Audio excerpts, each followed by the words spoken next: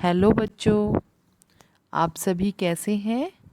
आशा करते हैं कि आप सभी अपने घर पर कुशलता से होंगे।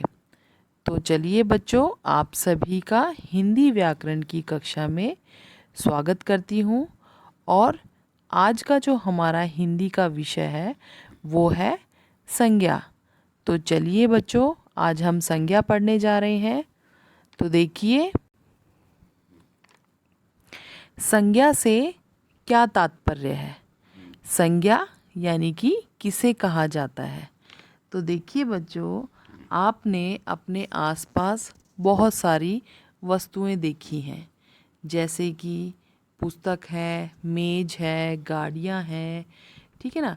हमारे आसपास बहुत सारी वस्तुएं हैं और जिनको हम किसी न किसी नाम से पुकारते हैं। जैसे हम पढ़ने के लिए जिस वस्तु का इस्तेमाल करते हैं उसे हम पुस्तक कहते हैं। जिस वस्तु को हम मतलब अपनी, जैसे ये मेज है, यानी इसे हम जैसे भोजन करने के लिए या पढ़ाई करने के लिए हम इसका मेज का इस्तेमाल करते हैं, इसे हम मेज कहते हैं। या एक स्थान से दूसरे स्थान तक जाने के लिए जिस वाहन का हम प्रयोग करते हैं उसे हम गाड़ी कहते हैं। तो यानी कि हमारे आसपास बहुत सारी चीज़ें हैं और उन्हें हम किसी न किसी नाम से पुकारते हैं। तो ये जो नाम होते हैं इन्हें हम संज्ञा कहते हैं। अगर हम एक व्यवस्थित रूप से इसकी परिभाषा देखें तो देखिए, संज्ञा किसे कहते हैं। किसी प्राणी, वस्तु, स्थान या भाव के नाम को संज्ञा कहा जाता है। तो चलिए बच्चों, इसके आगे हम करेंगे संज्ञा के भेद। तो देखिए, संज्ञा के भेद कितने होते हैं। तो बच्चों, संज्ञा के 3 भेद होते हैं। सबसे पहला होता है व्यक्तिवाचक संज्ञा, दूसरा है जातिवाचक संज्ञा, इसके बाद है भाववाचक संज्ञा। इसके बाद हमारा जो अगला प्रश्न है वो उठता है कि व्यक्तिवाचक संज्ञा किसे कहते हैं। तो देखिए बच्चों, इसकी परिभाषा करते हैं। चलिए, किसी विशेष प्राणी, वस्तु, स्थान आदि के नाम का बोध कराने वाले संज्ञा शब्दों को व्यक्तिवाचक संज्ञा कहते हैं। उदाहरण के लिए महात्मा गांधी। महात्मा गांधी को बच्चों से बहुत प्यार था और बच्चे उन्हें बापू कहकर पुकारते थे। तो देखिए, यहाँ पर महात्मा गांधी जो है एक व्यक्तिवाचक संज्ञा है, यानी कि देखिए हमने यहाँ पर इनका नाम लिया है, तो ये मतलब जो व्यक्तिवाचक संज्ञा में आता है। इसके बाद बच्चों, चलिए हम जातिवाचक संज्ञा के विषय में पढ़ते हैं। तो देखिए, जो शब्द किसी प्राणी, वस्तु, स्थान आदि की संपूर्ण जाति का बोध करवाते हैं वे जातिवाचक संज्ञा कहलाते हैं। उदाहरण के लिए बच्चे, पिता, मित्र, घर, पार्क, स्कूल आदि। जैसे कि बच्चे पार्क में फुटबॉल खेल रहे हैं। इस शब्द से जो है पूरी जाति, यानी बच्चे, कोई एक विशेष बच्चे के बारे में हम बात नहीं कर रहे, हम बच्चों में मतलब पूरे समूह की या पूरी जाति के विषय में बात कर रहे हैं। तो देखिए, ये हमारा था जातिवाचक संज्ञा का उदाहरण।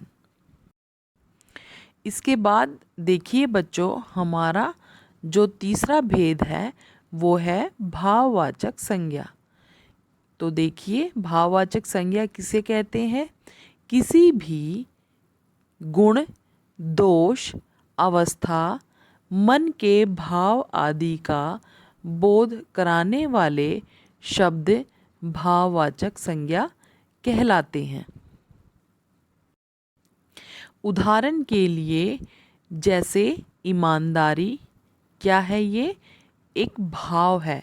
सच्चाई, शिक्षा, पढ़ाई, लिखाई, चालाकी, सच्चाई, प्रशंसा, मित्रता, लाभ, हानि, समझ आदि, इन सभी जो भाव आदि को हम क्या कहते हैं?